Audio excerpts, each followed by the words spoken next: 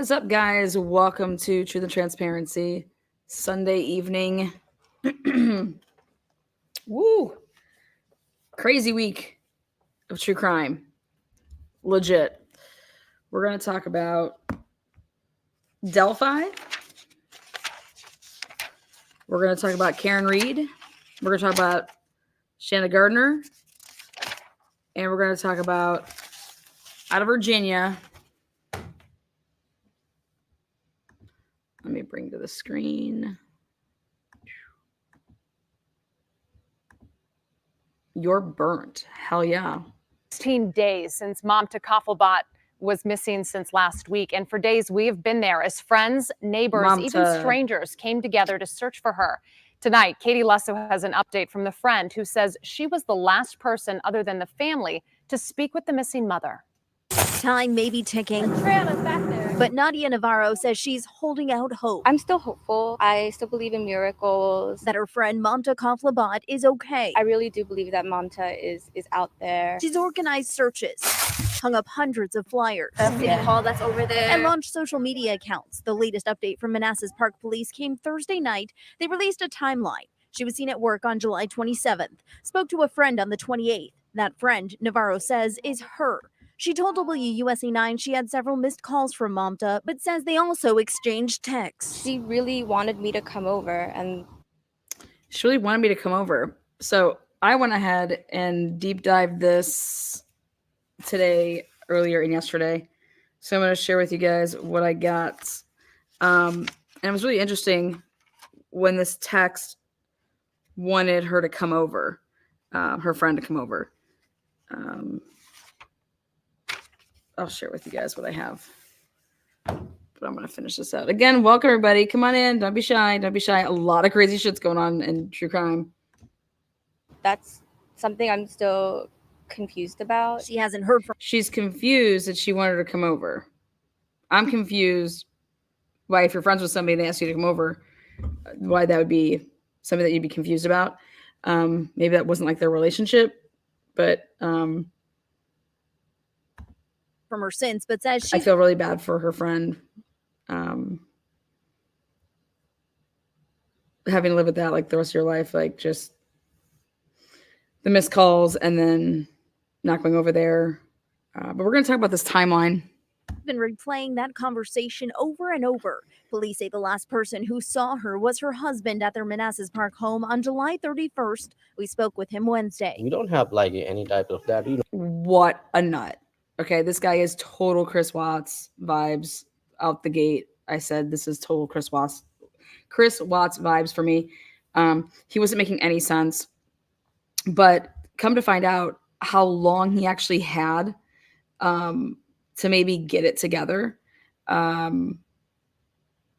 So I'm like, wow. I'm surprised he wasn't on a plane and out of here. Just because of how much time had passed. And I want to know more about her work schedule. I'll show you guys my timeline. No, it was like normal day, like other regular days. He told us he went to bed with their baby and never saw her again. Don't know where she is at all. No idea. No idea. On August 2nd, police went to her home for a welfare check after she didn't show up to work and spoke with her husband.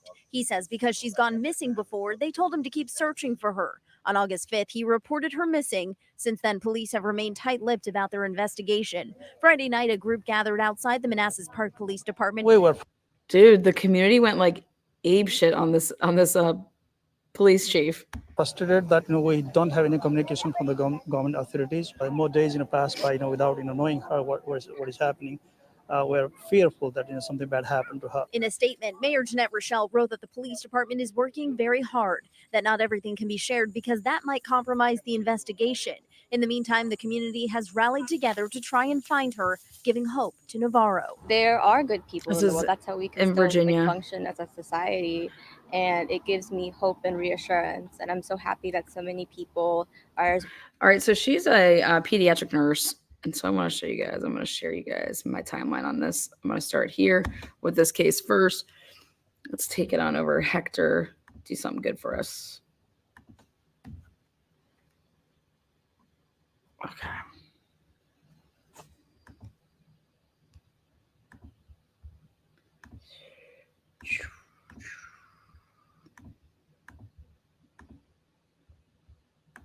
Thank you for the shout out, Lana. Oh, I'm bringing this whole crew over at 8 o'clock. This is our pregame. You damn right. We got that shout out. In case you guys are wondering why I have so much color today, we went to the water park and I got a little fried. Anyways, let's talk about it. Missing since July. In case you guys don't know about this case, husband gave me Chris Watts interview vibes. Was at the front door. You guys saw just a clip of that. Husband was arrested just this past Friday. Actually Thursday. I believe was it Thursday night? The police had finally went over there. So what's the date on last Thursday? That date, wild. So July 27th, 2024, last day seen by someone other than husband, and that was people at work. Okay. And they also talked to a friend. This was the day that they talked to the friend. Husband told police that the last time he saw his wife was July 31st. Then there was that door interview, and then he kind of messed up his August 1st, July 31st. Then it was I just kind of went upstairs to bed with the baby, and I have no idea what she was doing down there in the kitchen. But I will say this. I went back through all of their past relationship stuff, and she left before.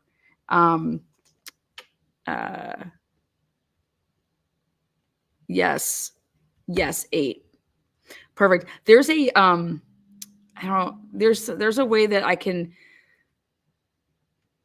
take all of my live watchers and import them to your live. I'm going to try to do that tonight. So we'll see if it works. I've only done it once that I was successful at it. Me and this technology stuff. So, but we're going to infiltrate your guys' live tonight.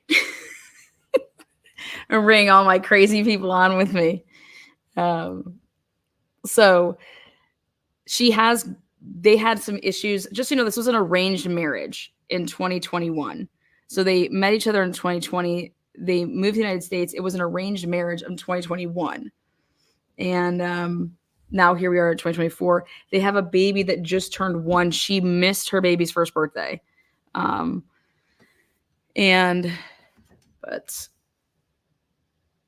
So following the arrest, police revised their original timeline. So I kind of wanted to look into that, which was, okay, July 27th, she's seen at work. And then I went ahead, because I'm OCD like that. Let me show you guys what I did. Just so you guys know, the 27th is a Saturday of July. So I thought that was interesting. She was working on the Saturday. The reason that's interesting to me is because did she not work Monday, Tuesday, Wednesday? Because the hospital is the one that does the welfare check on her. And it's because she didn't come to work on the 1st and the 2nd of August. So then they called it in. So I'm curious, how nurses have they can have different schedules. So I'm curious about her schedule, but we'll come back to that.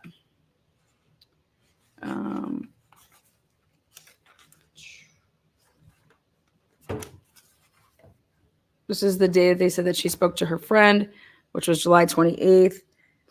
Now the husband, he says the last time he saw her was the 31st, and he messes up with the 1st. Then August 2nd is the welfare check because she did not go to work these 2 days.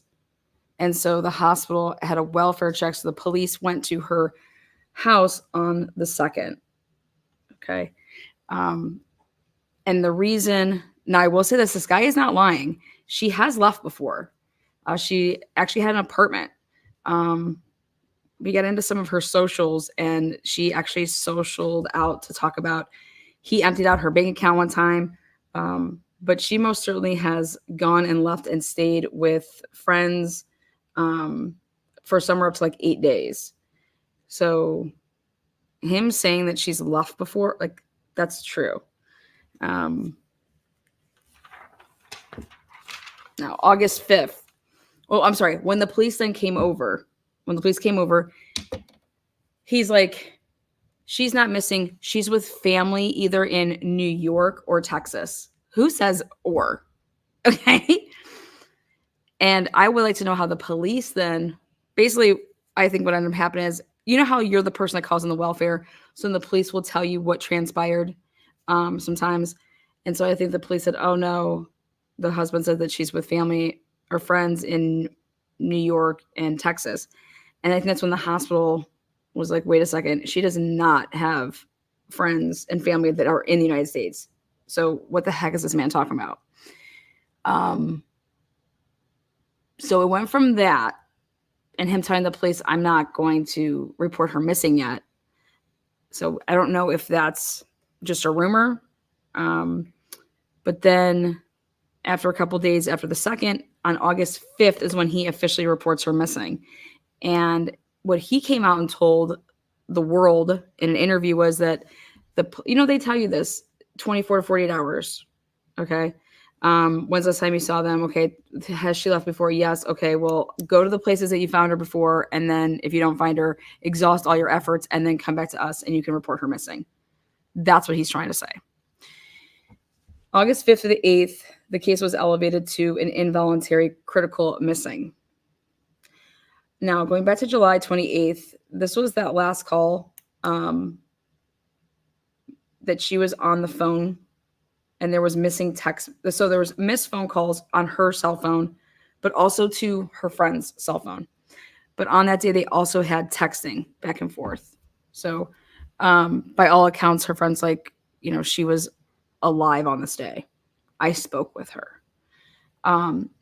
But in different media reports I read, there was like a sleepover. They were like having like a planned sleepover down the road. So I'm curious about this and how long like down the road they were planning a sleepover. Where was a sleepover going to happen? Who uses the word sleepover with adults? I don't know. Maybe I've never used that. That's the girl that you saw on the screen, her friend. But then she's in an interview talking about how it was weird that she was asking her to come over. Really strange.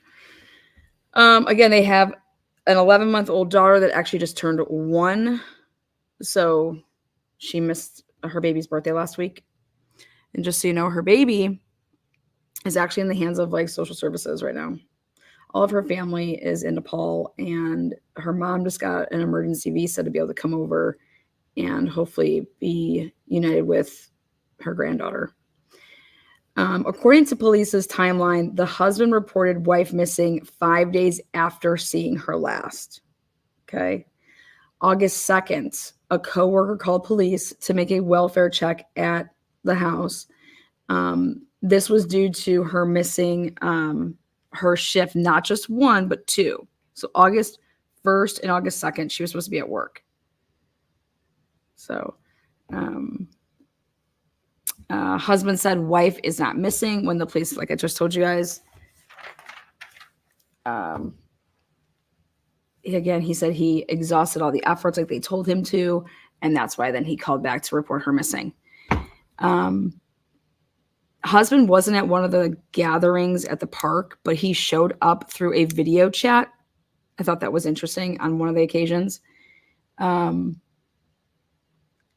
In connection with this case, they have served over 10 search warrants. This was when the only time that the police have done a press conference, which was 4 minutes and 24 seconds. I'll play it. There was, 10 search warrants, one of which was at the house.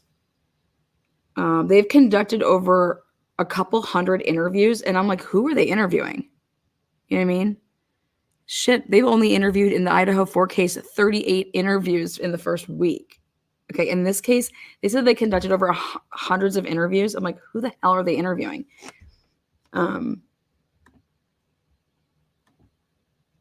But hey, they said that they received hundreds of leads and tips. Now, of course, my mind immediately goes to neighbors because I want to know they live in a nice area. Someone's got to have cameras. You know what I mean? Ring camera footage. That has not surfaced yet. The hubby is an IT. She's a pediatric nurse. The husband was named a person of interest Thursday during that whack strange. I'll play the 4 minutes and 32 seconds or whatever it was, 23 seconds of this police press conference.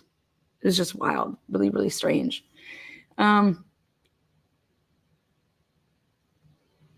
He was either detained at first and then it went to an arrest, or he just was flat out arrested. It was unclear when he was being, because you could be detained. Let's see. The police alleged that he was cooperating, and then all of a sudden, he stopped cooperating. The husband, that is. Now, there are actually a couple, and I found them. Fox 5 did a couple.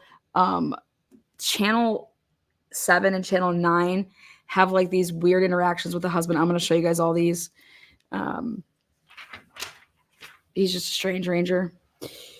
Friday of last week is when the search was, going on. And then this is what all of my research has gathered of what they found at the house.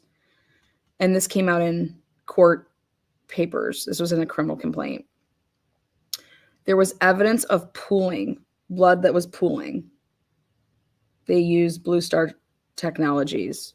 Okay. There was missing knives. Now, no offense, I said to myself, missing knives, here we go. Freaking Nicole Atkinson, Shanann Watts case all over again. Check the knives. Check the knives. I'm like, oh God, here we go. But this is the significance of these knives. Because how could you tell if somebody has missing knives or not? Like if you came to my house, my knives are all over the place. But he went on July 30th and bought 3 knives at Walmart. There was a receipt. And then when they did their search, they could only find 1 of the 3 knives. Okay. Woo, Deborah, woo. 10 memberships. Half y'all going green. What a sweetheart. What a sweetheart. Patricia Brown, welcome. Sherry D gave away some membership there. Love. I love all these beautiful people, Lana. We're working on baby number 2. We sure are. Tennessee, Sapphire right there. How many months? 17. Woo.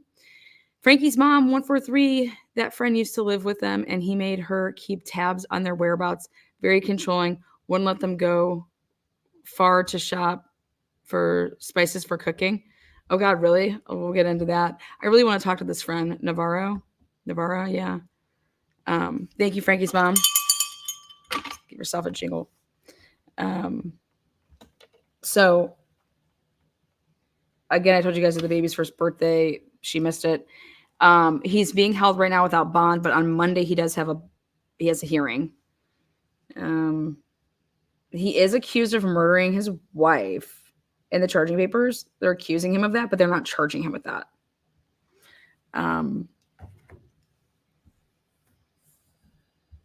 She is presumed dead. Okay. They're saying that there is evidence inside the house based off of digital and forensic evidence of her body, or I guess say a body, being dragged within their home. So trigger warning.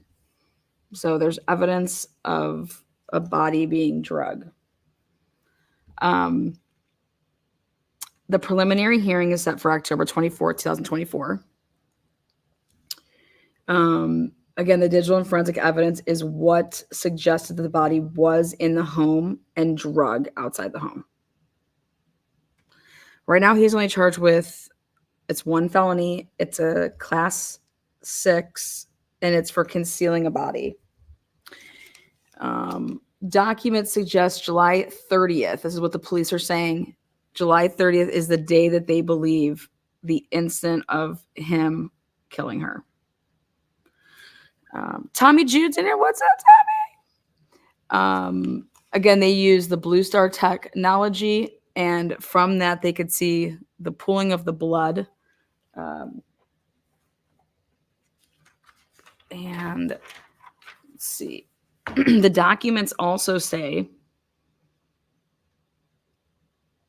that when they walked upstairs to go to the master bedroom, upon entering the master, they found the master bed, to be moved forward in a position that blocked a closet entry, which is not normal.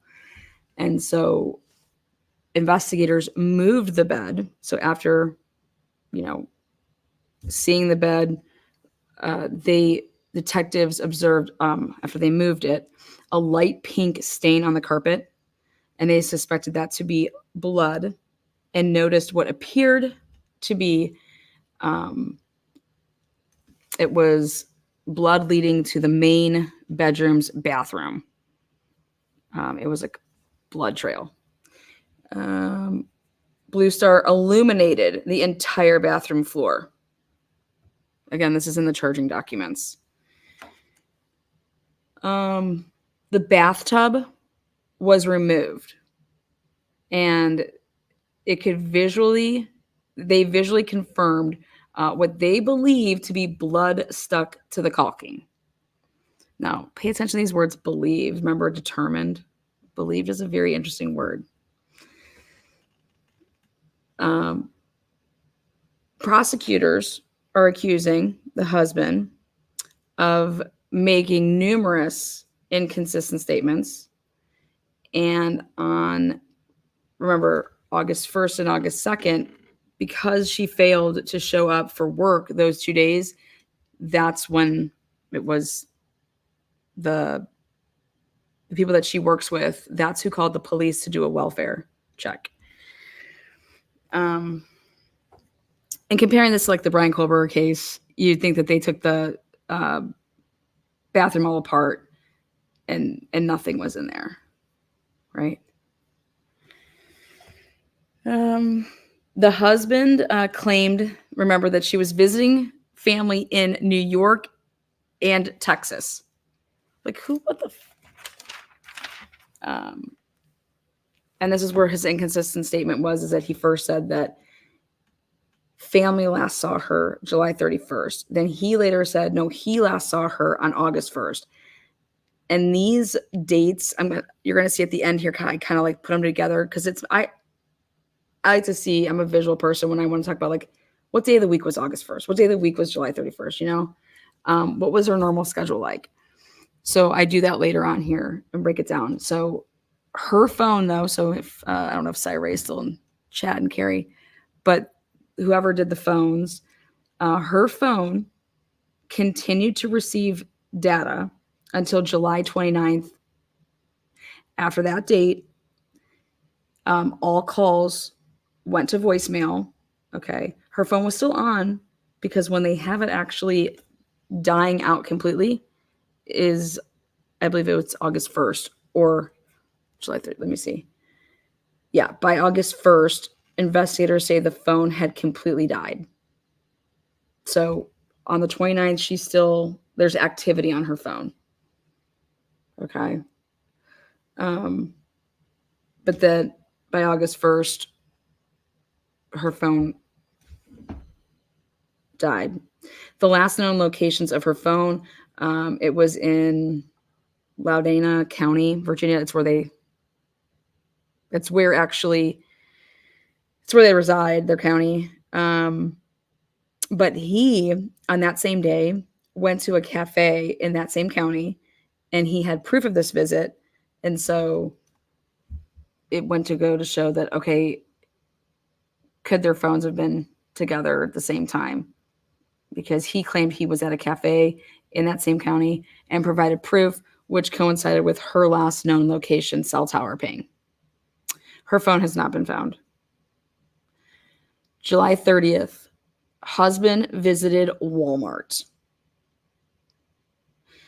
in Chantilly, it's a city, to purchase a pack of 3 knives, but only one was found during the search. Remember, the police believe that July 30th is when this happened, but what's interesting is what happened on July 29th.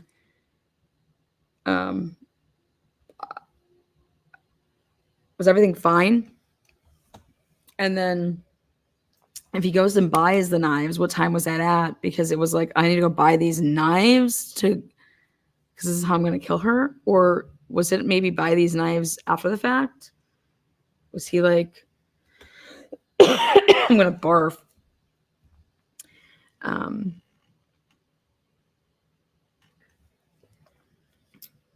Now, Walmart surveillance then had him going back to a different Walmart on July 31st buying cleaning supplies.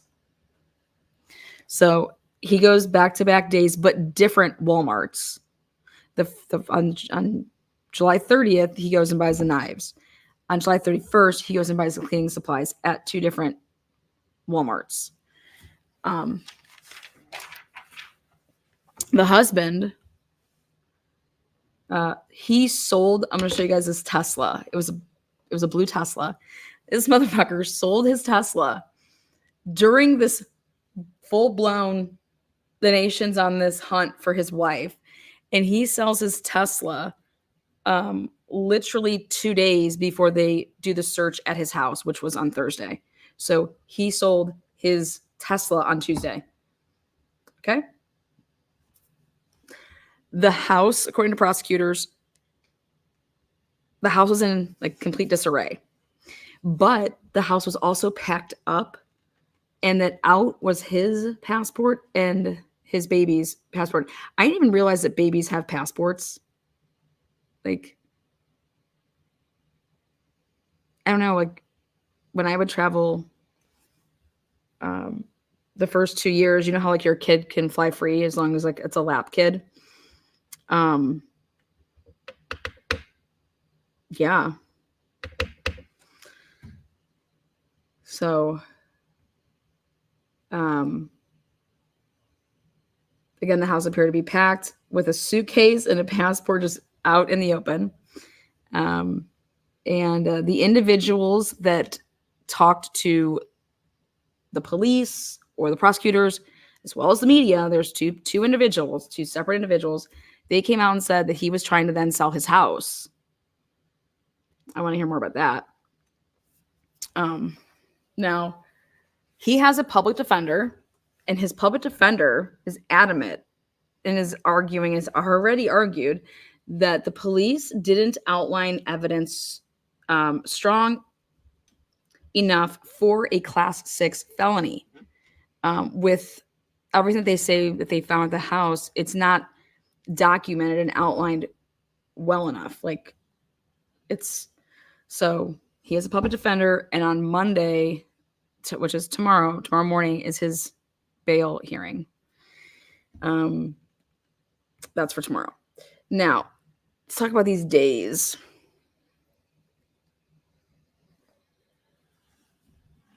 Because I want to talk about where we're at in life.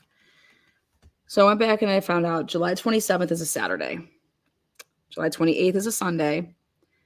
July 29th is a Monday. And that's the last day that she received. There was data coming in and out of her, from her phone, text messages, things like that. The last time it pinged anywhere. On the 29th, which was, Monday. The same day that he goes to that cafe.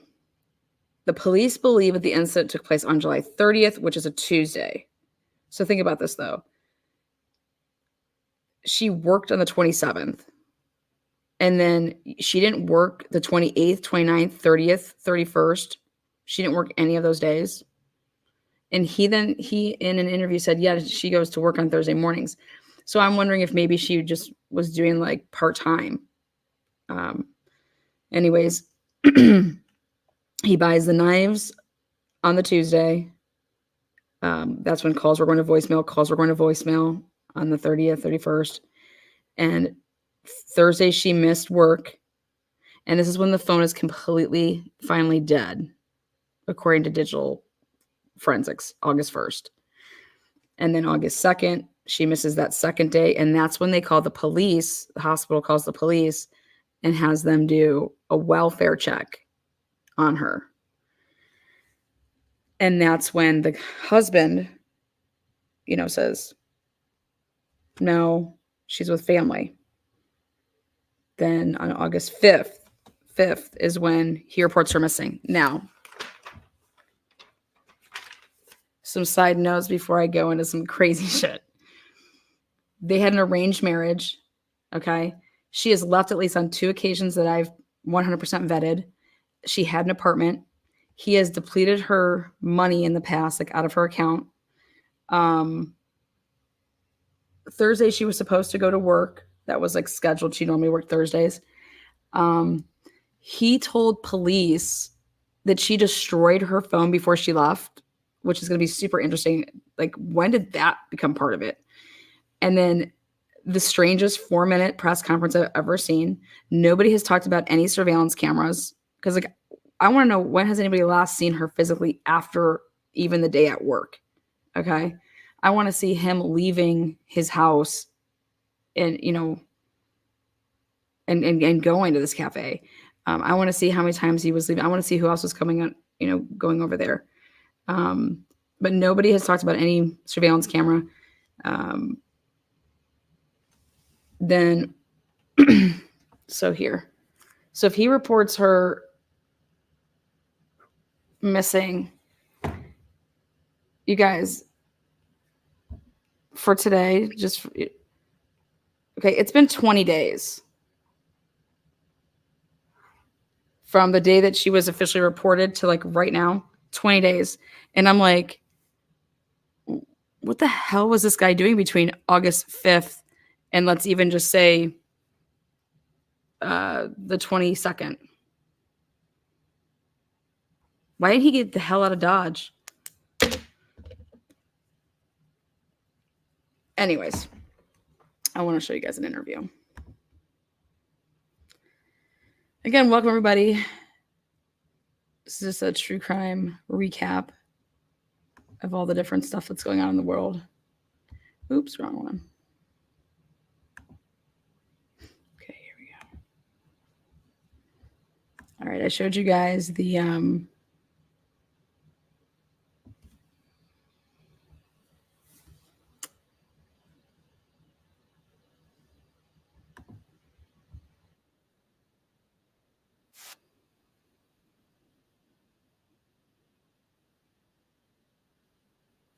I don't know if you guys have seen this, but After that, baby is keep. okay. This is this wild interview. But he's there. Living in the apartment, so he Hold on, so I want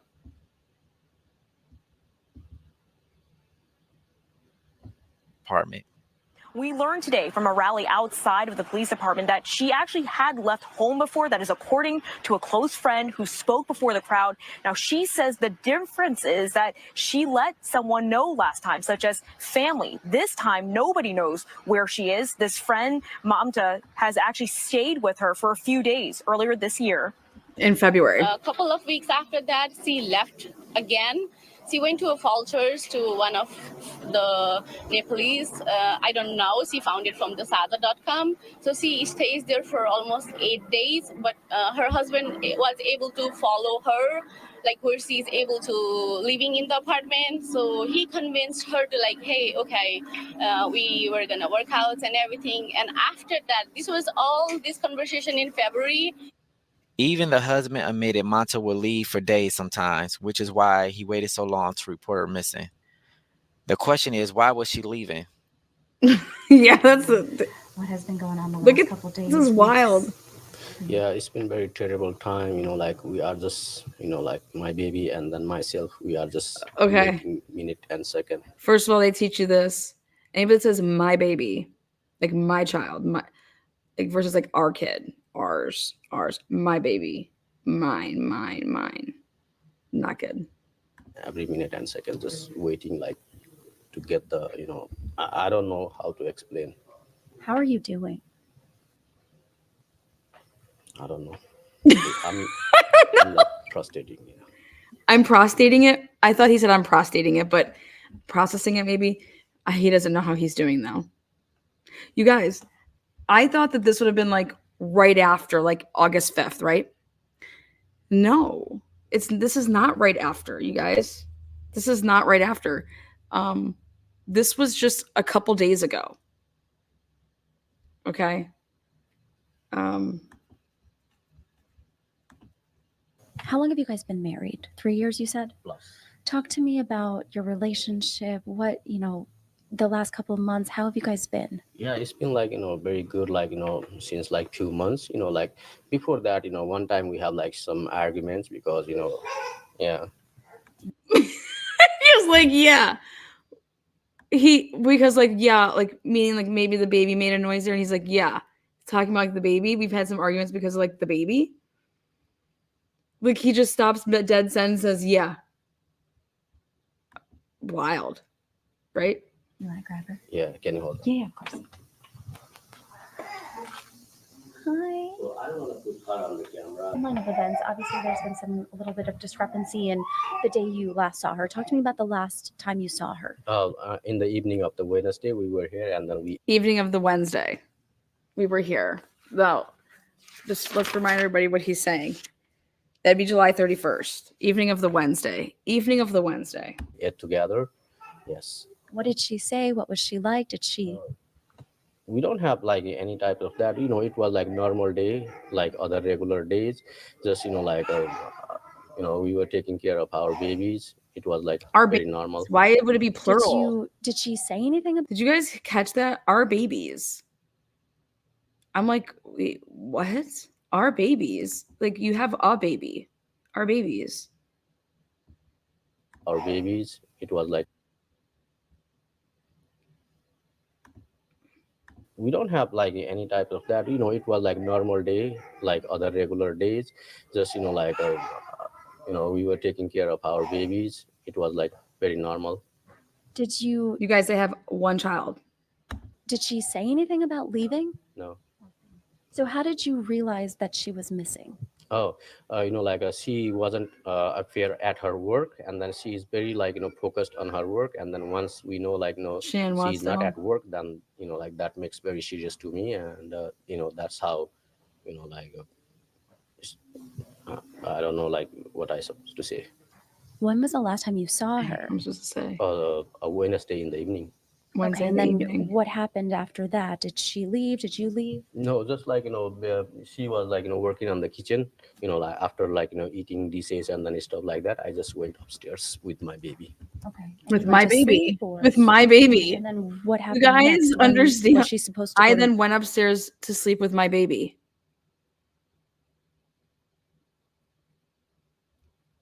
Work then? Remember, this is an arranged marriage. So maybe it is his baby. Like, you're going to give me a baby. Nice. Yeah, we work early in the morning. Yeah. Yeah, about 5:30, around 6, we supposed to leave from the home. But she left the night before. No, Thursday supposed to she at work. On Thursday, she's supposed to be at work. So Wednesday night, though, what happened there? You went to sleep. Where was she? Oh, so she was working in the kitchen, and then right there, usually if I have to work, I go there, and then sometimes in the morning we do not disturb because of the baby, who is not working. We culture-wise, that is person. Actually so, I know people that do that. So with different cultures, and it's all about the baby. Here's keep taking care of the baby, and then slightly left the home and then go for work. That's what the regular schedule is. So she never came to sleep though.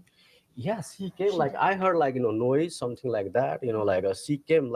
She was here doing dishes and then stuff like that. I heard that. Some type of noise, but you don't pay much attention like that because that is the regular schedule. Okay. Yeah. So you didn't normally sleep together at night? Oh, we do sometimes, if we have work, sometimes, if we feel more relaxed, we go there is 2 separate areas. Gotcha. Okay. And then sometimes, one sleep on the floor, and then sometimes, another person sleep on the bed. Usually we do not want to disturb our baby. That's why, you finally said our baby. Okay, good. We try to, minimize our noise, stuff like that. Gotcha. Okay. So police came to the home, and what did they say to you? Because you didn't initially report her missing. Why is that? Like on the next day, when on the first day when like she did not come at home in the evening, and then I check around, like usually where she go for hang around and then stay for with the friends. Just I check from the outside, and then I thought like she went like before something like that. So I just he's not came wrong when back he's and then saying this sleep with part. the baby. And then next day, once I wake up, like a little bit later, I was working in the kitchen with the babies, and then police say like she's not at work, she's at home. Then I realized very seriously. Then I talk to police, and then I say like stay here, just talk to police. And then why she did not at work, this and that. And then I really start, and then I say like I'm gonna file it. So police suggest me like just if it happens before, search around. And then if you are like tired of searching, you can file it. And then very next day, and then I text to the police officer, hey, like I already searched everywhere. And then he respond me in the text message. And then later on, like it's a long text message, he said like okay, now you can officially file it, call 911. And then that's what I did after that. And then Has she ever gone missing before?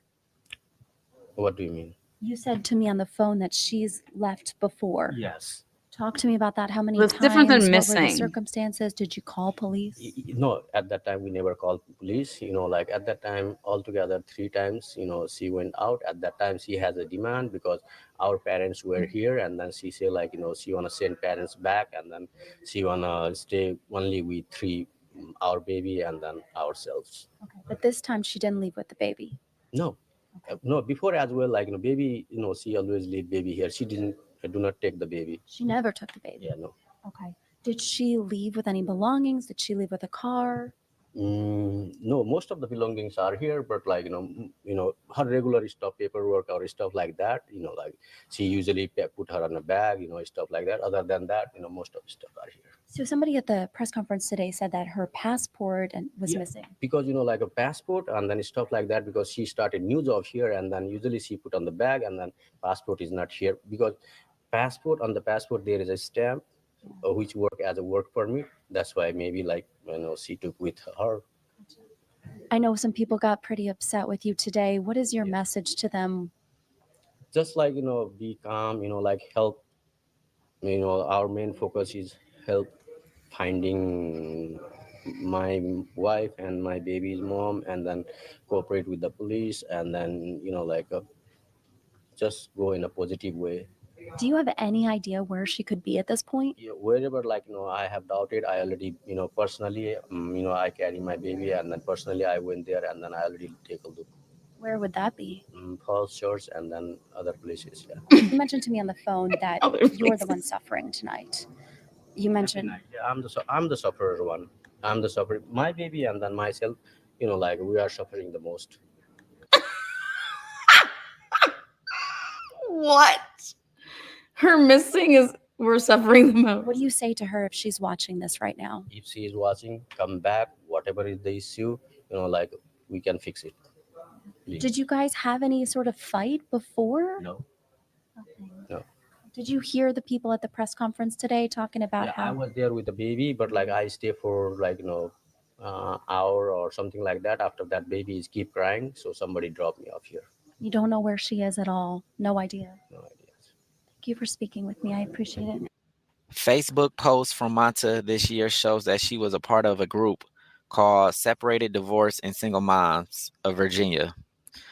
She says in this post on You guys, she is part of a Separated, Divorced, Single Moms of Virginia group, Maryland and DC. Hi, I have a 6-month-old baby, and I'm in process of separation. I work 2 days a week. There we go. Boom. Thank you. I knew I would find it. Okay. I work 2 days a week, and my husband is not helping to take care of baby. He is saying that if I leave baby with him, he will send child to custody. Is it possible? He will send child to custody. Is it possible? I need a help for child care. I need help from social worker and need some advice. This was 25 weeks ago, February 16th. He is probably talking about getting custody. He can file. Doesn't mean he will get it. You can apply for childcare as well, but from past experiences, social workers don't really get involved unless there is a case.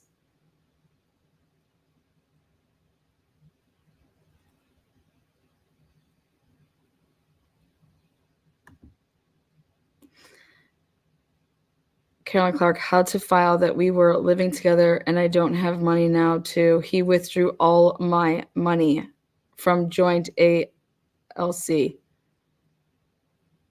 She was asking these people. Sorry to storm this page with find. Oh, wow. Post, but did you? Hell no, she was missing her green card, which may be stolen. What?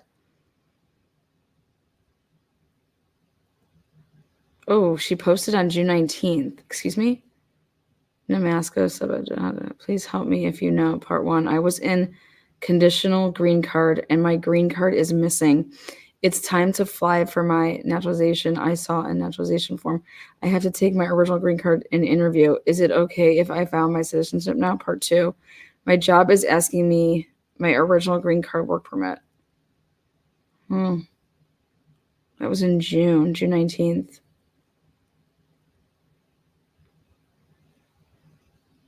And then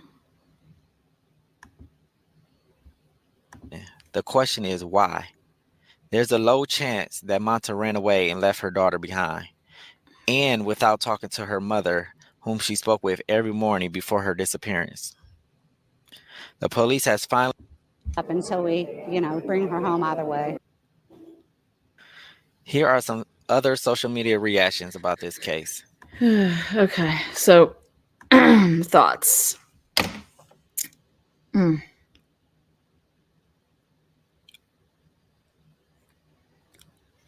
In arranged marriage, there is no such thing as divorce. Spouse has to pass to move forward.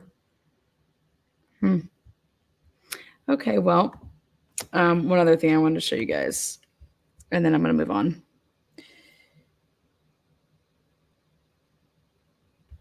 I think it's just wild. Like, there were all these, it was a bad situation,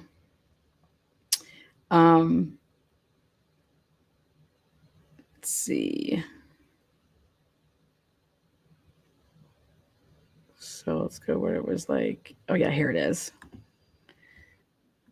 Okay. So he gets caught on like I don't want to say a hot mic, but channel, what is this? Okay, yeah, this is it. Okay.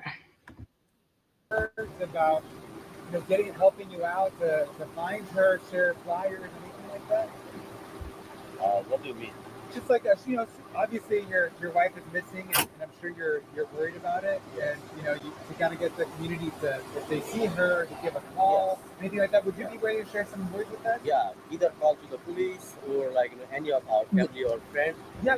Could you tell me that maybe just on the mic, just to say reach out, please help us out. I'm sure you're probably really concerned after all these days. It's been 13 They were days. trying to act like they weren't recording him. A little baby daughter. Yeah. So should I I don't know should I authorize to come on the media or not? I need to ask something and then I can come back on the media. Oh, so you don't want to do it now? Yeah. Okay. Because I did not ask them. Oh, so I need to ask them. So I'm not authorized or I'm authorized. I mean, I think it's up to you whether you want to get the word out. I'm gonna ask. You want to ask police? Yes. Okay. Because I'm not on the social media, a lot of stuff coming up. So this and that. So I don't want to say anything. This and that. Concerning either a police or some. Well, we're only using what police has put out. That she hasn't been seen Right since. now, so I don't want to disclose everything because the investigation is going on. So. Okay. Could you? I mean, one word. I mean, did you? Why did it take so long for them to put something out? I don't want to say. You can ask them. So I don't know. Okay. So I don't want to know that. Yeah. Okay. I'm not, I'm suffering from a lot. So. I know. Yeah. I am suffering from a lot. You guys, this Tesla, he sold it. He sold it 2 days before his house was raided. And we're obviously trying to do our part because it's been so long, and we want them to help find her. You know, like I know you have a 10-month-old. There's a lot on your plate right now, but you know, you guys, how come this wasn't out there a lot sooner? I mean, just anyone's message to help her, bring her home if they see her. That's the message. That's the message? Yes. Okay. that's the message. To help her bring her home. So you wouldn't want to just say, if No, you see her? that's the message. So, you know, like, I don't want to do something wrong, you know, so that, you know, like, you know, somebody say, like, you know, hey, why you spoke? So I don't want to talk to the media. Like, you know, I don't want to be the bad person. Like, you know, hey, why you talk to the media? I don't think it. He thinks that he's trying to make it seem like he doesn't want to give up information that the police maybe have told him. I don't think it would be bad just to say. You don't think, but like, you know, you don't know. But the message is, you want them that if you see her, if you see. Either, like, okay, it's up to you. No, I'm not okay right now. I don't know. I need to know everything first, you know. Okay. Yeah. Sorry about that. No. I mean, I'm not getting into anything that was on social media. Yeah. I wanted, obviously, just as a husband, you wanted to be like, hey, I'm concerned about my wife. Can I get to, like, yes. Oh, he got his business card. Look at this guy. He's crouching down, trying to get these camera guys. They're in no shape in their game. He's on all fours right now getting this.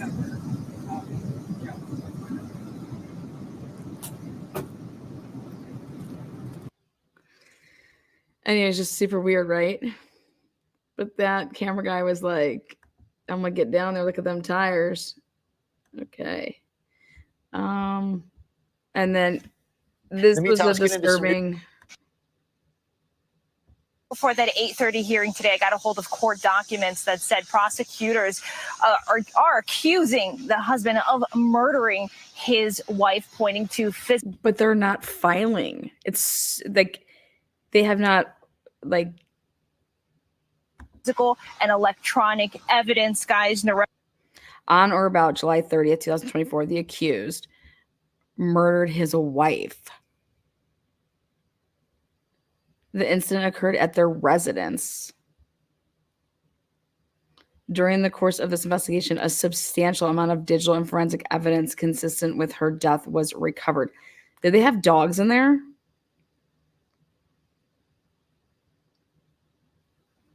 There was evidence in the residence indicating the fresh body is the husband, and her body has not been found yet.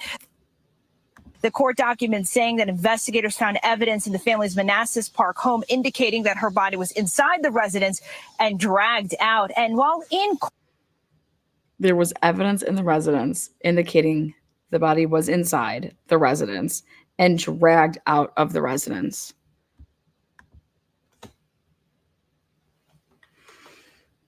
And now remember, his lawyer is like, what is this? What is this right here? What is this? What, like, his public defender said he already argued, and he's going to argue it some more, that the police didn't outline evidence strong enough for a Class 6 felony.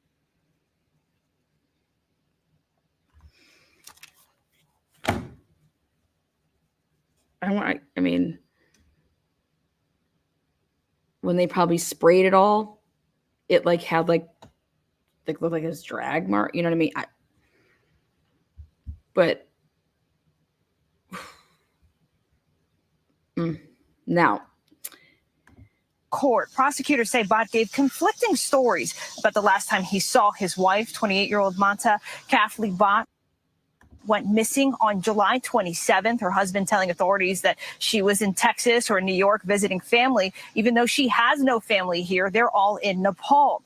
On July 30th, the county prosecutor said Bott went to a Chantilly Walmart to buy a pack of 3 knives, but only one was recovered from the home when police carried out an extensive search warrant with this was on Wednesday that they started.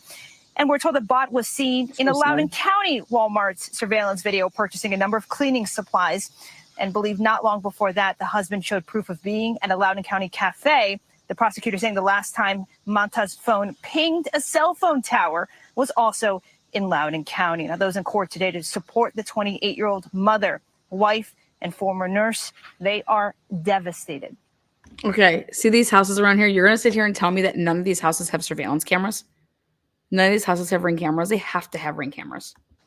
What we heard was worse than we could have ever imagined. I have to give credit. Okay, so there's that. Now, I want to go on the record saying this, you guys, just so you know. The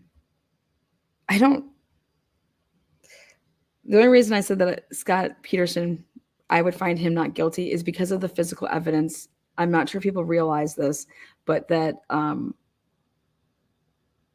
Scott Peterson was convicted off of all circumstantial evidence. There was nothing physical. There was no physical evidence against him.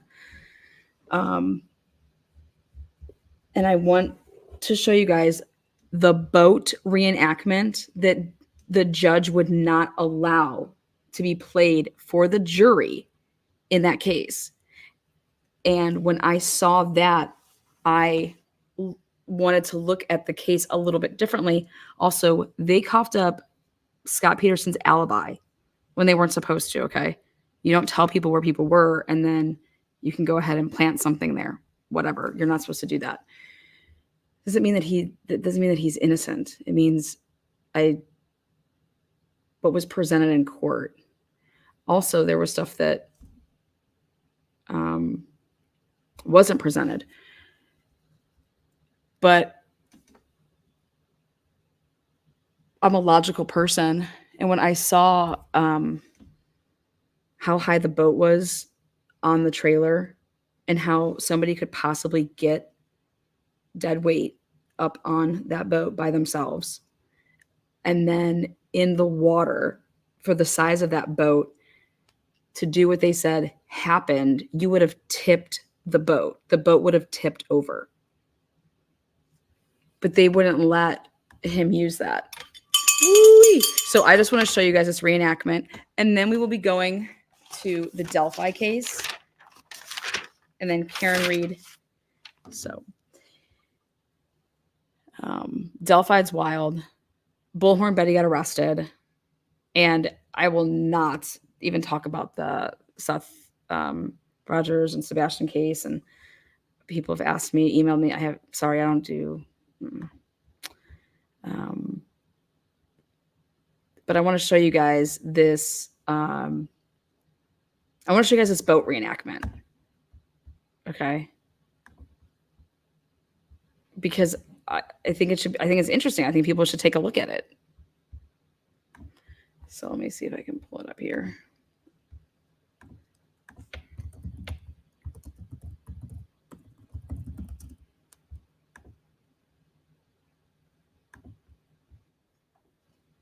Okay.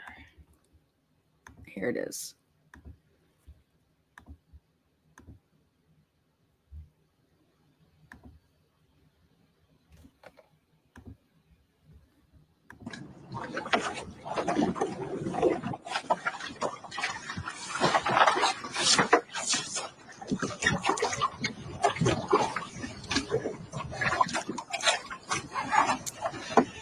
Okay, so that's his.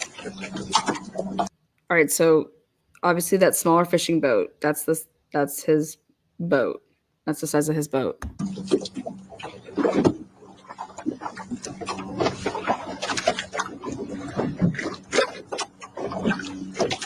Three.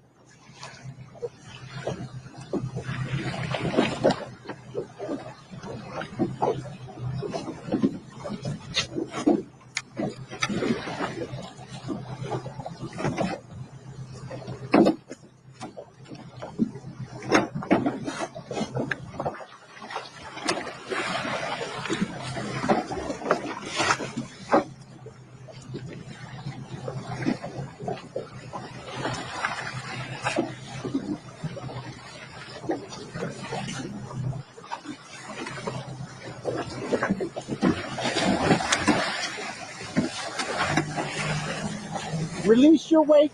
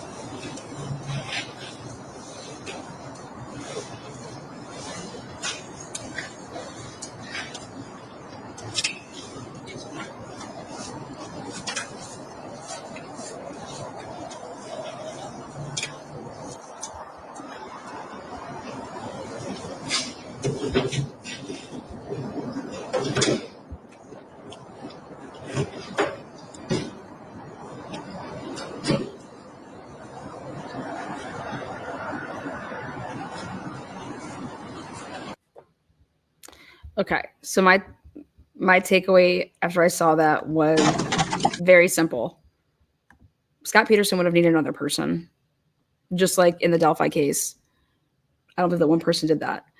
You have needed another person. Scott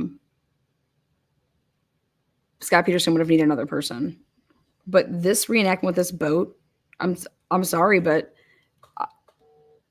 I don't think the boat would have been used this way. I don't think that's how it would have happened. I'm a logical and physical part. Like, this is physics. This is. So I have issues with that.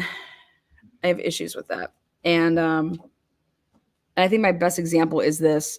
If people were to say, Karen Reed technically cheated when she kissed and was texting, Higgins. And literally it was like the perfect storm. Right when that happened, then boom, this whole thing happens to Jen O'Keefe. But just because Karen did that does not mean that she went and killed John. Okay. So now I think Scott Peterson is a huge cheater. I think he's always been a cheater his whole entire life. I think that's who he's always been. I think he has very, very, I think he was insecure of his extra chubby weight. I think Lacey was beautiful. But something is totally off about that case. I promise you, man. Something is so off about that Scott Peterson case. I was in Modesto. I was there, physically there. Something is so off about that case. But if somebody was to tell me that Karen Reed killed John because look at she was cheating with Higgins or she was doing this, get the fuck out of here. Okay? No. Karen Reed's 100% innocent. But something is off about this. And I'm telling you, this boat is like problem for me. So if Scott Peterson did it, he definitely had help. Because you're not doing all of that by yourself. And your boat would be tipped. They did it like every which way, and the boat tipped every time to the point that you're not salvaging the boat. Scott would have been swimming in the shore. Okay.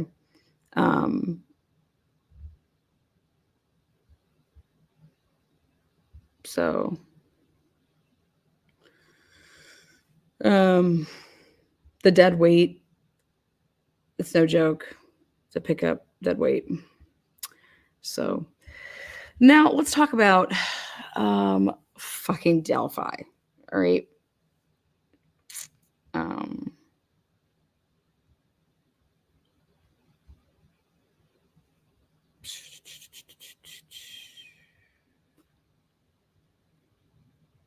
So let me get this off. I'm gonna go like this. Hold on one second. Sherry's like, oh man, I cannot. No, man, I can't go there with Scott Peterson. I just want you to look at the actual physics of it. Okay. That's all. I'm saying that to me, if he did it, I'm telling you, I don't think that it's how they said. I don't think that's physically possible. All right, let's bring in Hector.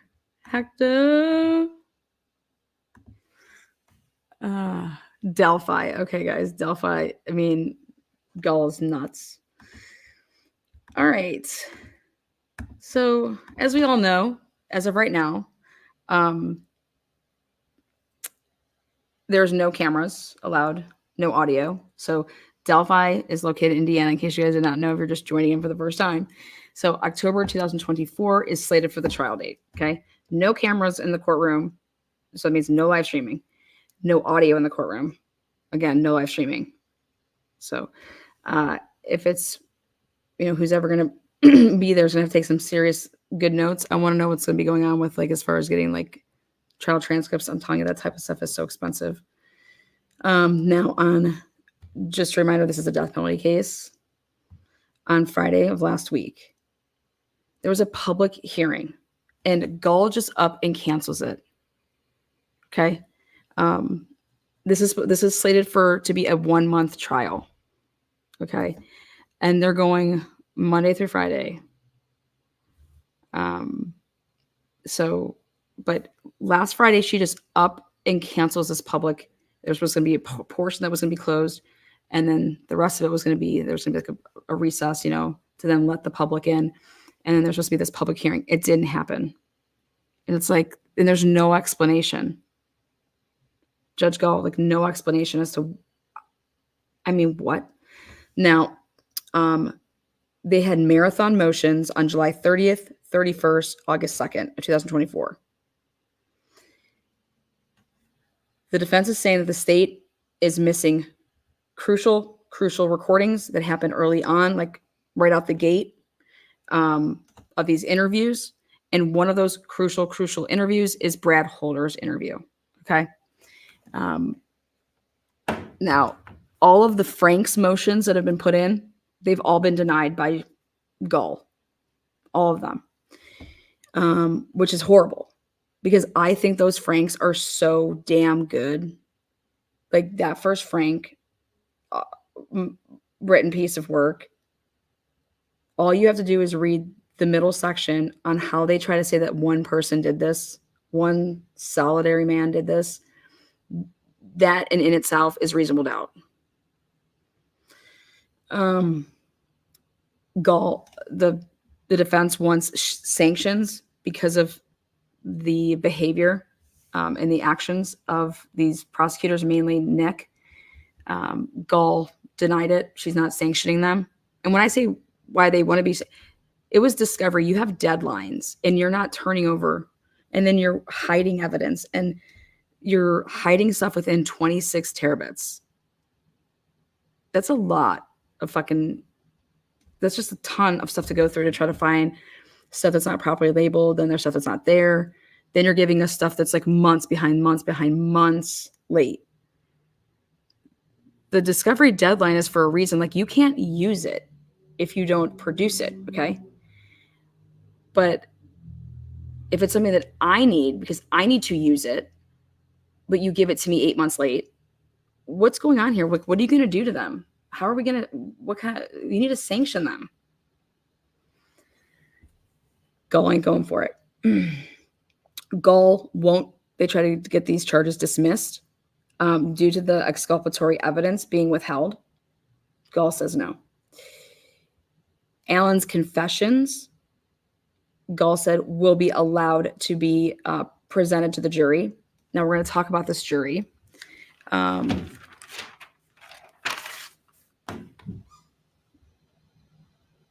Gull doesn't believe that the police obtained an illegal search warrant to do any of those searches. So everything that they got from Allen's house is in play for the trial. So the jury will not be, none of that, anything that came from the search warrants are in play. Allen's attorneys believe the police purposely hid evidence and delayed turning things over. Again, she's not doing anything about it. Andrew Baldwin, one of Allen's two awesome attorneys. Now he has that third, who I love her. He is really zeroed in on Brad Holder as being the third party culprit and how evidence associated with Brad is and was destroyed. Okay. And that's where your exculpatory evidence is. She's not entertaining it, but it's still out there. She has not ruled on if they can go the third party culpability. Can they still use the words Odinist, Odinism, Brad Holder, things like that? Now, at a hearing, one of the lead investigators testified that Brad Holder has an alibi. He was working and he punched out at 2:35. And where he works is 30 minutes away from the bridge. But not only after he worked and punched out at 2:35, he then uses a key fob to scan in to a gym at 4:05. And the state is saying that the murders happened between 2:30 and 3:30 p.m. Well, what if the murders weren't between 2 and 3?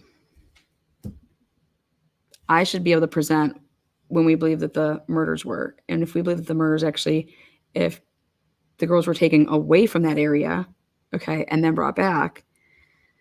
So, but anyways.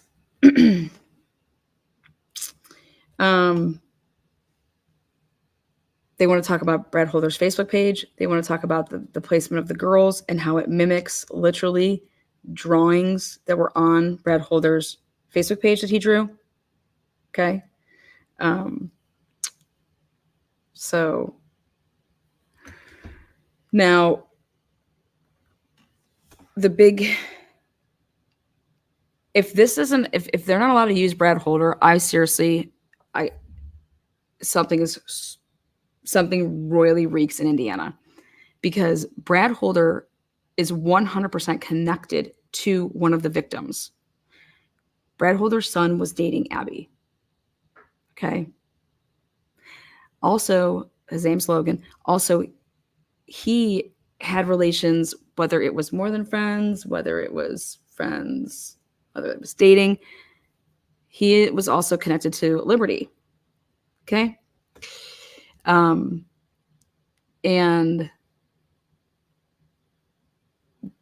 for the amount of people that were in that park, that area, for nobody to hear screaming, you know how it's just a natural reaction to scream.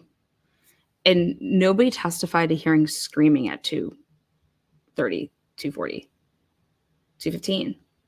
But you're not going to scream if you know the people that you're going off with. You're not going to scream if you're meeting up with, people that you know. There's going to be no screaming. Somebody pulls a gun on you. I'm sorry, it's just natural reaction. You would think that whatever.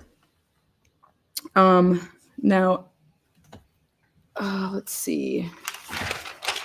Next. It came out in these hearings, these marathon motions. You guys, 101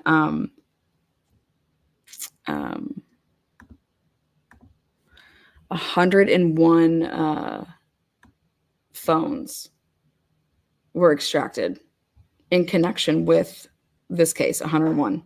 And during these marathon motions,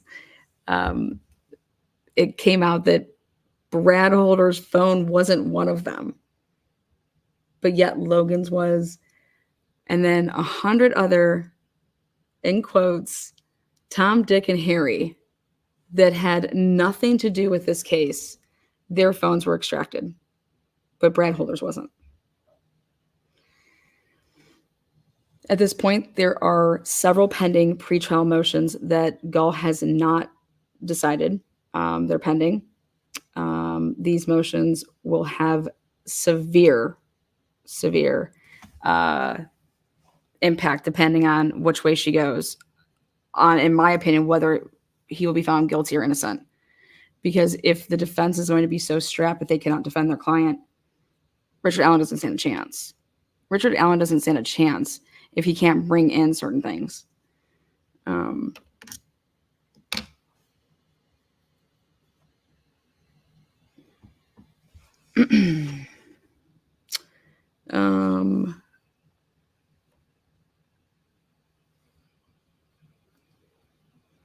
Again, depending on what I would be able to hear, and what I don't get to hear, I could look back and say, oh my God, I would have found him, innocent or guilty one way or the other had I known this, had I heard this. And that's I'm going to bring that up in the Karen Reed when I break that down here in a second. So now, I'm not sure if you guys knew this, but the jury will be sequestered for the entire month during this trial. They're coming from, so it's going to be held in, it's staying in the county where it happened, but they are taking the jurors from Fort Wayne. They're taking them from Allen County and busing them and then keeping them sequestered for the entirety of the trial. When I was there covering the case back in March of 2024, I got to speak with a couple different people and that are local, and they're like, well, thank God they're actually going to be taking the people out of Allen County who aren't so like they actually get it is more or less the best way I could say it. Like they're not believing all this Fed bullshit. So according to local people that I've talked to there, he wouldn't stand a chance if it was the jury that would be in Carroll County. But with Allen County folks, Fort Wayne area, he has a shot. They're used to that corruption.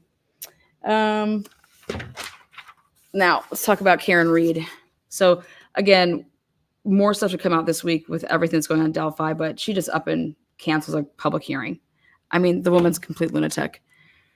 Karen Reed, moving on. I actually feel, I feel horrible for the Allen family. Obviously, we have victims here. We want the truth to come out so that justice can prevail, but you can't get justice without truth. So, and in Delphi, the judge is preventing that. I think that's just waiting to get appealed. Karen Reed case, just so you guys know, that Turtle Boy interviewed a juror, and I want to take a look at the questions and then these answers because it's very enlightening to hear it from this juror's standpoint. And the biggest part I took away from it was how lost they were with the ARCA guys. They had no idea that they were hired by the feds. And it was very confusing. And had they known that, they just thought it was like, oh, these people happen to see this case and like, oh, we can come out and we can do this. This is our expertise in our field. So we just came out and did it. And so the juror, wait to hear how the juror responded to a couple of these questions. But it was interesting. Obviously, Bev last Friday, she came out with a 22-page, hey, denied. Karen Reed can stand to be retried on all 3 counts, all the lessers, everything. So she lost. But let's go ahead and take a look at this interview. Remember that Karen Reed set for that retry January, end of the month, 2025. So that's like right around the corner.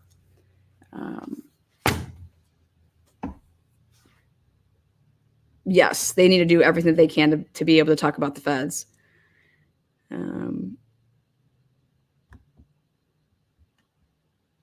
Let's bring in though this part here.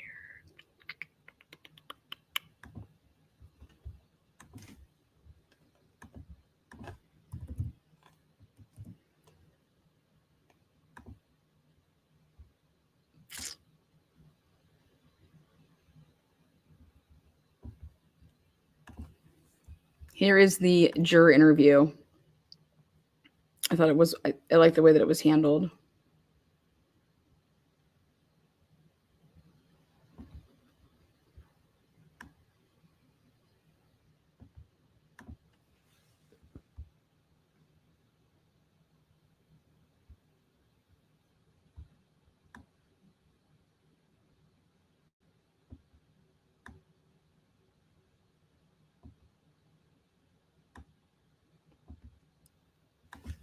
All right.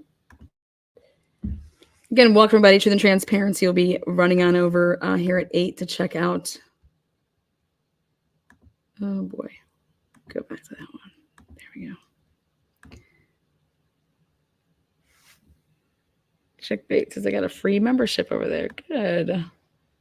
Oh, what the heck? Okay. What is all this crap? serious. Look at Bev. Bev. Okay.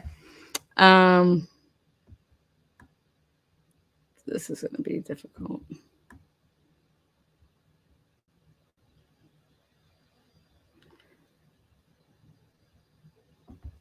All right, so they asked 40 questions or something like that. I'm not going to read the beginning part. I'm not going to be clicking on this the whole freaking time. The first question was, why did you decide to talk to me? Like, basically, why did you talk to Turtle Boy? So why did you decide to come forward and speak with Turtle Boy of all media outlets? After the trial, I did a lot of catching up across multiple platforms and sources and realized the way news is reported has changed exponentially over the years, no longer coming from mainstream media alone. You're a gritty and unshakable journalist, despite being perceived as a bit rough around the edges. Above all, you seem to generally care about the truth.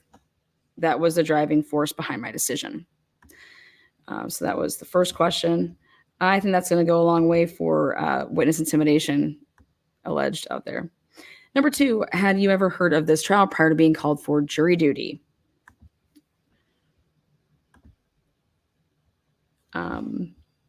Juror says,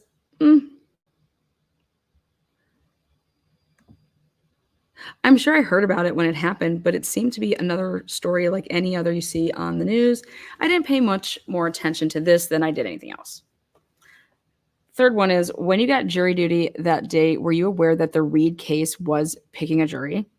I was aware they were picking the jury, but was still surprised when I was chosen from the hundreds of people they brought in during jury selection. Question number 4, where did you park? And what time did you have to get there every day? We reported each day at 8:30 a.m. and took the bus to arrive for 9 a.m. start. I am not going to disclose the location. I assume this location may be used for upcoming trials, and it's not fair to future jurors. Very thoughtful. Question number 5. Did jurors have a chance to converse socially during the trial? What sort of things did you guys talk about? Did anyone ever discuss the case? Well, we never discussed the case. We spent a lot of time together during the bus rides, lunches, breaks, and tried to maintain some normalcy during this very different time in our lives. Our conversations were social, like you would have with anyone you spend time with, discussing how the weekend was, things we had going on outside of court, etc. Question 6 is, did jurors see protesters assembling outside the court every day? Answer.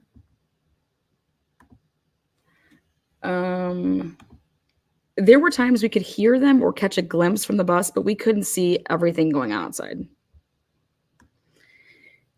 Question 7. How hard was it not to go home and read about this case? Did you have to just stay off the internet and not watch TV at all? To be honest, it wasn't that difficult. I went into this completely impartial, and I felt my job as a juror was to ensure that Karen got a fair trial where only the facts and evidence were considered versus information from outside sources. I took my job very seriously. Karen's life was at stake, and she deserved the benefit of not having outside information or opinions cloud my judgment. I think that's, pretty, these answers are pretty sweet so far.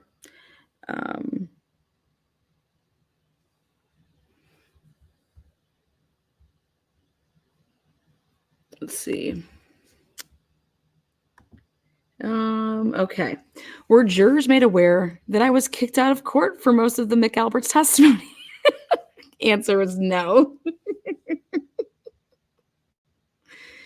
Were you made aware? I'm sorry, this is question number 9. Were you made aware that jurors would not be receiving transcripts during deliberations and would have to rely on their notes? Yes, we were told at the beginning of the trial no transcripts of testimony would be available, and we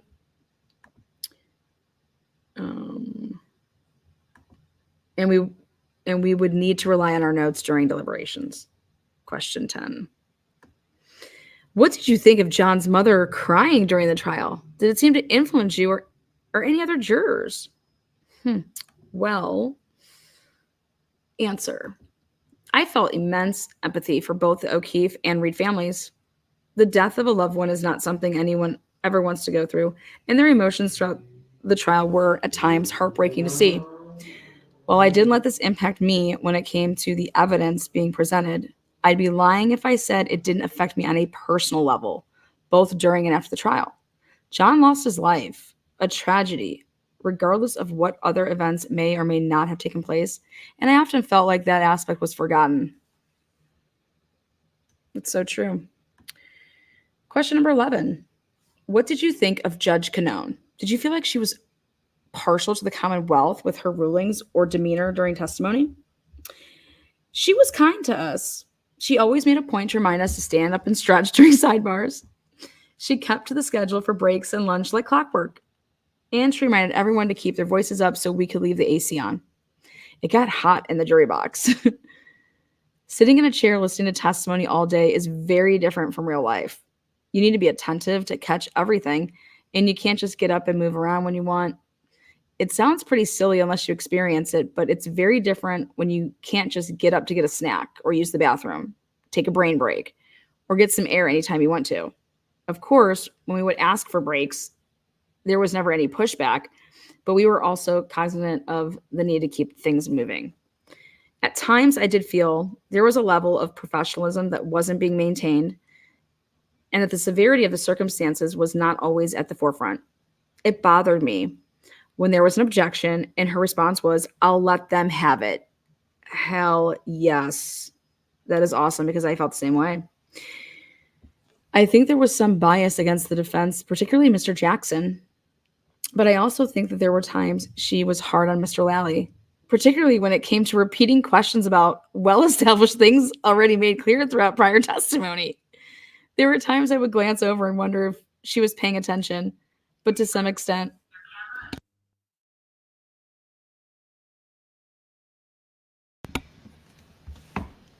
I can understand that it was hard to stay focused. I struggled with this myself, mainly if it was something we had already seen or heard 8 times, like the weather report, the layout of the waterfall bar, etc. Was it hard to stay awake and focus during some of Lally questioning of witnesses? What, if anything, can I really say about this? You were there. What? Oh my God, that's so awesome. You guys, that is so awesome. Oh, what, if anything, can I say about this? Oh, shit, I'm going to die. I can't. What, if anything, can I say about this? What an answer. What an answer, guys. Whoever this juror is, they get points.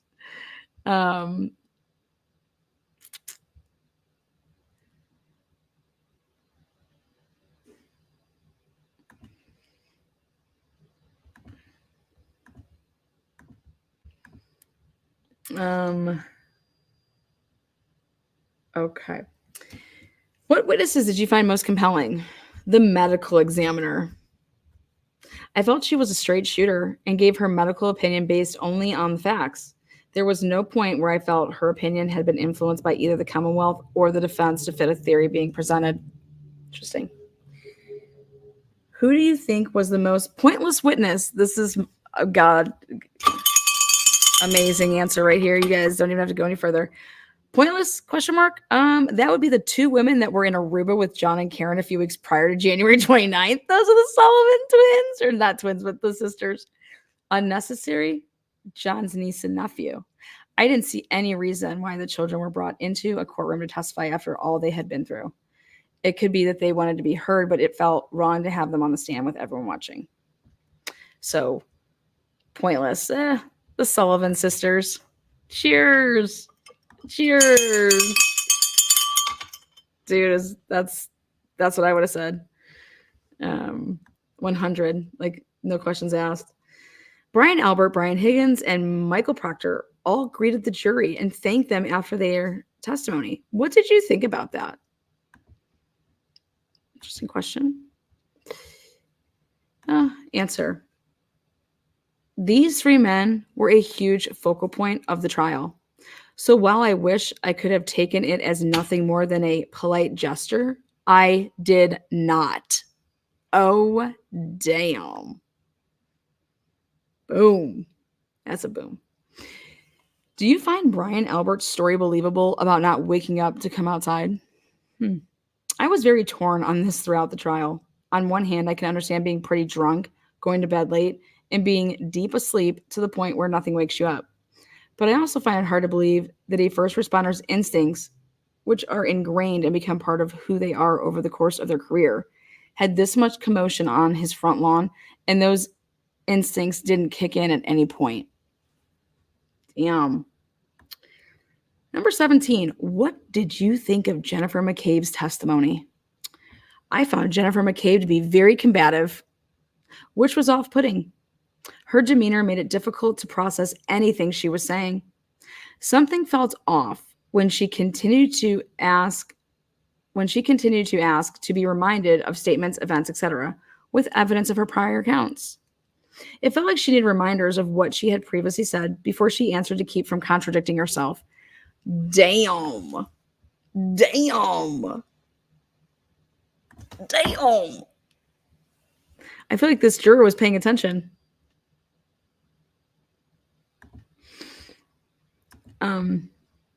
What did you think of Michael Proctor's testimony?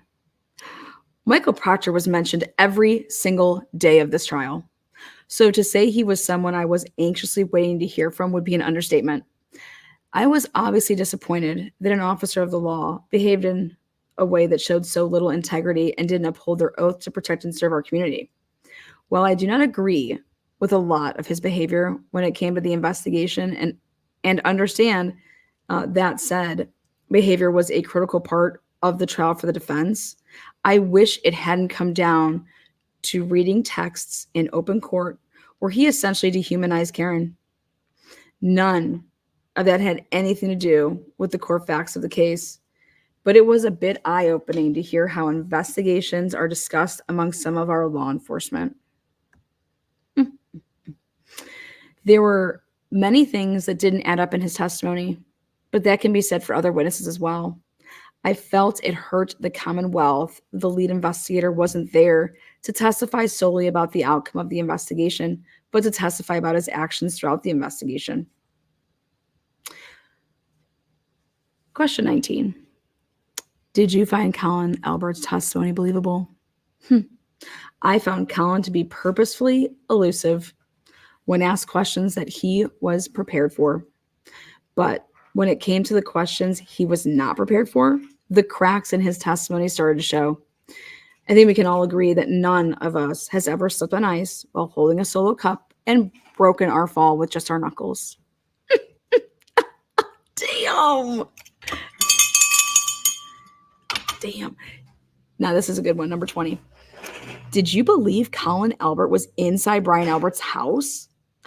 I know that at some point Colin Albert was in that house. That was proven beyond a reasonable doubt. But whether he was there past the time he stated is not as clear. I do put weight on Allie McCabe seeming to slip up during the part of her testimony where she stated that Colin wasn't in the house when John was. I could believe that is the truth, but that statement also puts John in the house, which is something the Commonwealth has said did not happen. Oh, damn. Oh, damn. Whoops.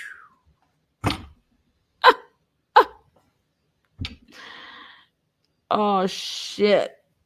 You guys, that's like boom. Like, that's so true. Notice how he didn't say or she say anything about her crying. Do you believe Katie McLaughlin's testimony that Karen Reed said, I hit him at the scene that morning? I believe Katie believes she heard this, whether it be from her own memory or what she was reminded she heard. However, I did find it hard to believe that of all the first responders on the scene that morning, she was the only one to hear that statement. But at the same time, there was a lot of conflicting testimony from first responders of what they heard or saw that morning. I didn't put any more weight on this testimony than any other testimony related to what people heard or saw that morning. Damn. Did you believe Lucky's testimony? Question number 22. Lucky is a very likable man and is his boss, Michael Trotta. Lucky's testimony appeared to be truthful. It didn't seem he had an agenda, but that he just wanted to share what he knew. Number 23. Did you feel deceived by the inverted Sallyport video? Yes, very much so. The prosecution's emphasis on this video and its supposed significance in proving beyond a reasonable doubt that nobody was near the damaged taillight was a primary focus throughout the trial. It was a shock to find out that what I believed I was seeing and what I was actually seeing were not one and the same. Unbelievable. How off of the Sallyport video alone that you don't acquit is disgusting.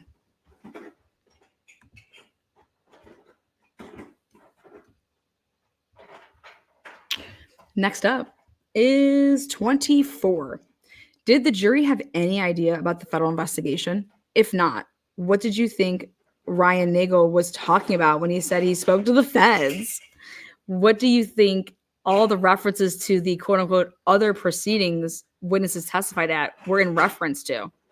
And this is really important for strategizing for trial 2 right here. Perhaps others caught on, but I honestly had no idea.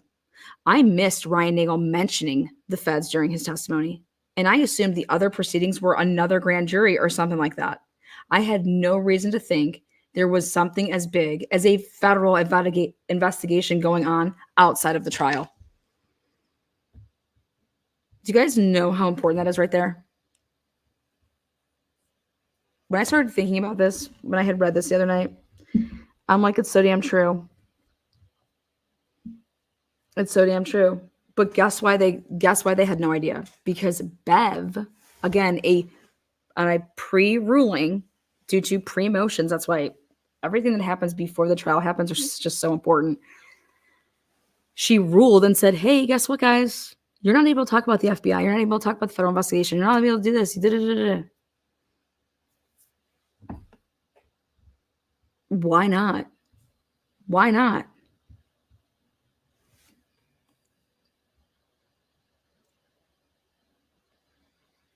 I'm sorry, but I think it's part of the case.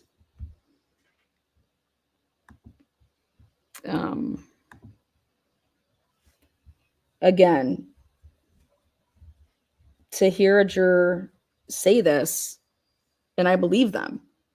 Perhaps others caught on, but I honestly had no idea. And you could probably think that Ryan Nagel meant, like when he's like mentioning the feds, people, maybe other jurors thought that he just messed up when he said feds versus saying state police or something like that. But number 25, do you feel deceived not being told about the feds? I don't think I would use the word deceived, but I would say misled. Looking back, not knowing the entire scope of what was happening and not having what seemed to be crucial information likely hindered my ability to see the whole picture. If I had known the full scope, the ARCA witnesses would have made more sense. The things I thought were important may not have been where I focused my attention, and I may have looked at some witness testimony differently. Ready for this? This was eye-opening. Number 26 was the most eye-opening question and answer. How could anyone on that jury think that Karen Reed hit John with her car after hearing from the ARCA guys? He says, or she says, don't know. You guys, we're 15 minutes out from, we're going to be going over at 8 to catch the Rays, the Socialite Crime Club at 8 p.m. doing their first live on their channel.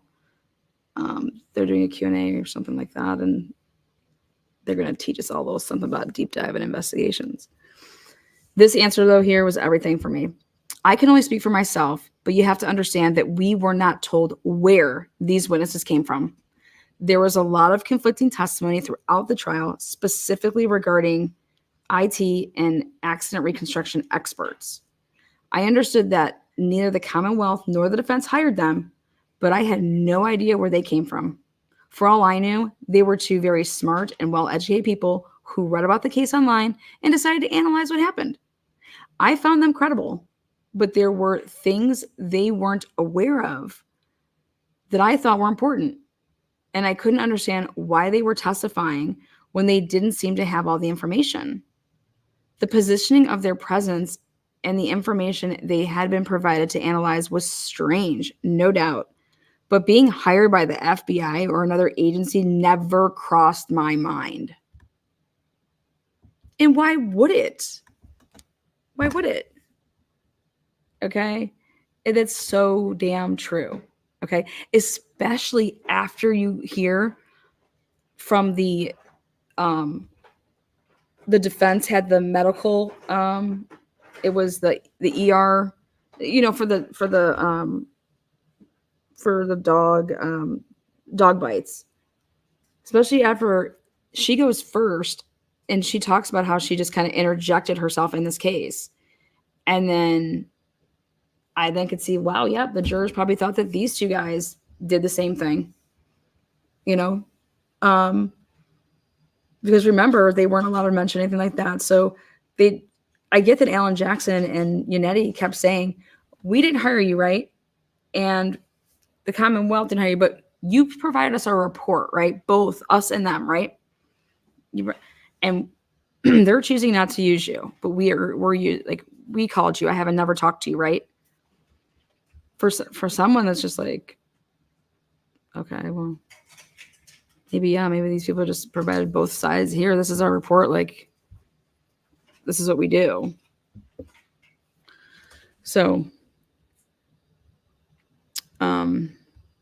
that seems weird. They clearly articulated.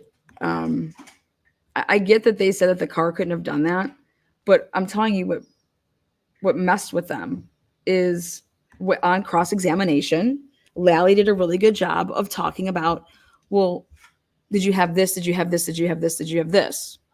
And they're like, no, you didn't have those things. But when it was redirected, if you had been given those things, does it change your opinion? No, it doesn't. Nothing is going to change my opinion on this. Like nothing. So, but again, this juror says, I don't know if deceives the right word versus just saying, so how did you feel about Brian Albert being in court for closing deliberations? I felt it was inappropriate. He was a key witness and a major focal point during the trial, so I don't think he should have been allowed in the courtroom at any time other than during his testimony. This goes for Jennifer McCabe and Colin Albert as well. Did you feel that a not guilty verdict for Karen on the manslaughter charge implied that the McAlberts were somehow responsible? This is a tough one to answer. Human nature is to want to be Perry Mason and solve the case, and I wasn't exempt from that. I had times during the trial where I would think, if this isn't what happened, then what did happen? As the weeks went on, I realized that my job wasn't to solve the case, but to focus on the one possibility that was being presented to me. So no, I didn't feel that a not guilty verdict for Karen implied that any of the Alberts or McCabes were responsible. Having been back in the real world for some time now, I see that it's very likely the public would have perceived it precisely that way, though. Exactly right. And I think that they need to incorporate that in their closing arguments. They need to say, this is not, if you find Karen Reed not guilty, you don't need to find Karen Reed not guilty because you think somebody else did it. Okay, that's not, I would be incorporating that based off of this interview. The whole reasonable doubt. If people think that, don't let them. How long did the jury take to reach a unanimous not guilty verdict and then on the murder charge? Given the motions on counts 1 and 3 remaining outstanding, I don't believe anyone should discuss this at this time. Now that you've had time to research the case post-trial, what have been some of the most surprising things to learn about? The amount of people who are invested in this case. I went into this not knowing what a following it had and how much it had taken over social media, podcasts, etc. The federal investigation was also a huge surprise. A lot of things made more sense after learning about that. Do you think Chloe is alive? Question 31. I hope so. You guys out. I'm going to end on that one right there. Do you think Chloe's? I hope so. I hope Chloe's not dead. So let's go like this. Let's see what's going on.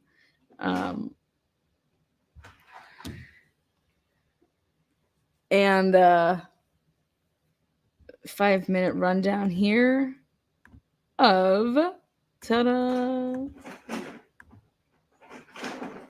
Shanna Gardner case.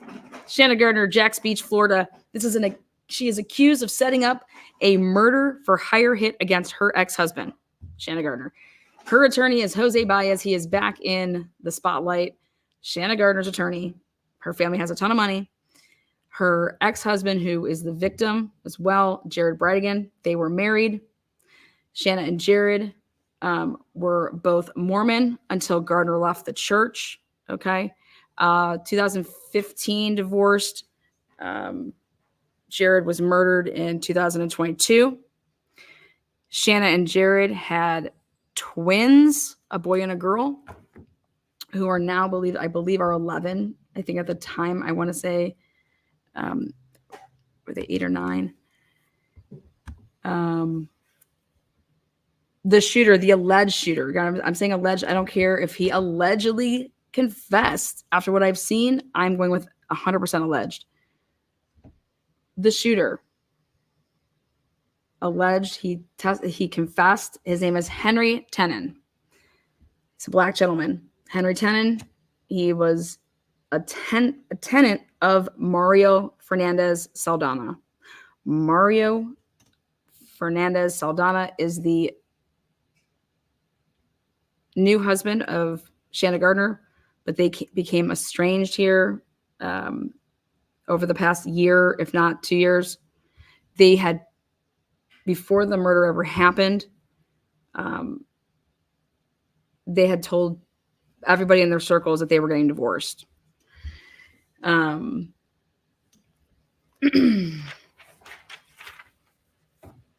Mario, he's got a military background.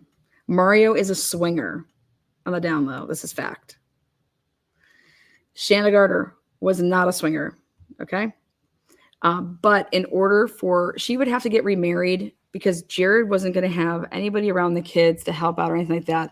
So Shanna, regardless on who she was to marry next or date next, in order to be in the lives of the kids and help out, Shanna Gardner would have to marry that person. So I believe that they got married. And Shanna even says it. They both say it in their interviews. Mario wouldn't have been allowed around the kids unless they were married. Police, the investigation, the prosecution. They had shared custody. It would be 1 week on, 1 week off. If it wasn't your week, on the Wednesday of that week, you had date night, which was a couple hours where you took the kids out to dinner. That was the night of the murder. That was the night of the hit. After Jared came to pick up the twins, took them to dinner. Now Jared got remarried to Kirsten. They had 2 little girls. One was a little baby. One was 2. The 2-year-old was with him when he went to pick up the twins, went to have dinner. Then on that Wednesday night, goes to drop them back off. Okay. And after he dropped them off, he then turns around to then head home. And then on his way home in the development just outside of it, there was a tire that was placed in the middle of the road. Jared then has to put his SUV in park, goes to attempt to get out. That's when he was ambushed and shot multiple times. And his 2-year-old daughter was in the backseat.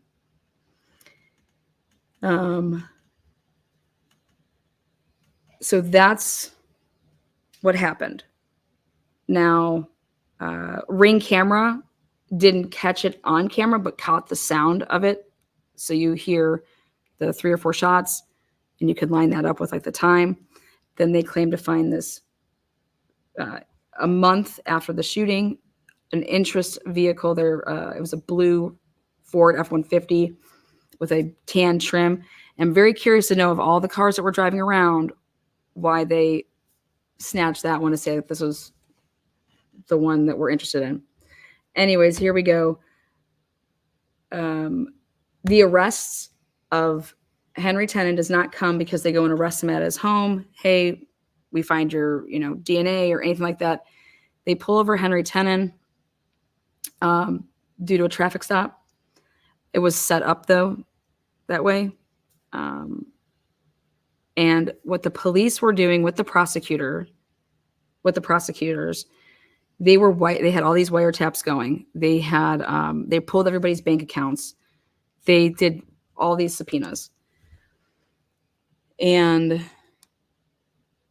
Jose Baez comes in basically and is saying, hold the door. You guys manipulated this evidence to present it to a court on certain dates that's not when they truly happened, and blah, blah, blah. But how this went down is, in August of 2022, Henry Tenen was arrested for a traffic stop. Then between August and December, I don't know what transpired, but Henry Tenen went from saying he has no idea about this, murder, whatever, to then all of a sudden confessing and saying that he was hired by Mario, and that he was paid $5,000 check after the killing, and that he would be paid after the killing in different amounts to make it be $150,000. Weird shit. And he never says. So then Mario gets arrested in March of 2023. Neither one of them implicate Shanna Gardner in any type of way. And then in August of 2023, Shanna Gardner gets arrested. And now here we are 1 year later, and Jose Baez is going ham and literally proves in back-to-back hearings that the lead investigator lied under oath. They were threatening and trying to coerce these witnesses who are 50 and 60-year-old women of being co-conspirators due to texting in groups, like church groups that are like 7-year-old text messages about hiring hitmen, but not in those words, talking about Chris Angel making people disappear. Wild shit, okay? So this case features police, through their investigation and the prosecutors being involved in this investigation, misconduct, lying under oath, fabricating or misleading financial documents. They have wiretappings that I question if stuff about that, because you can't. Phone calls between Mario and Shanna Gardner, that'd be privilege. They were threatening witnesses, Kim Jensen, Susan Lee, like unbelievable, telling that they like literally 15, 16-year-old women, you guys are co-conspirators. What? Because they're talking about making funeral potatoes at gatherings. So now I completely question Henry Tenen's confession and the evidence against Shanna Gardner, because even in his interview, he says he's never met Shanna Gardner. Yes, the prosecution was threatening. The prosecutor lied, straight up lied. Jose Baez said, and then they're here double downing on their shit. Can't even believe it. And that's everything. So this case is heating up. They'll be back in court September 23rd. I believe that Shanna Gardner should get bail. One of her kids is really sick, and I think that she should be with her kid. I don't think that those kids should be without their parents right now. If it comes out that Shanna Gardner did this, okay, great, awesome. Then she can live the rest of her life behind bars. But that case is a death penalty case as well. So, guys, we are looking at Delphi death penalty case. 2 minutes until Size show is going to start, so we're going to head on over there. Heather, can you drop the link in there in chat? I can probably do it as well. If we all click this link, we can all transfer over there at the same time. Let's give some shakes. Yeah, there it is. Thank you. Oh, you guys are already reading my mind. But I want to say thank you guys for coming to the, did you guys like this little rundown? Okay, perfect. This recap. Did you guys like this recap of cases? So if you click on, so I'll click that link. Yes, yes. Okay. Because this was my new fall 2024 addition to the channel. Yay. Let's all go over there at the same time.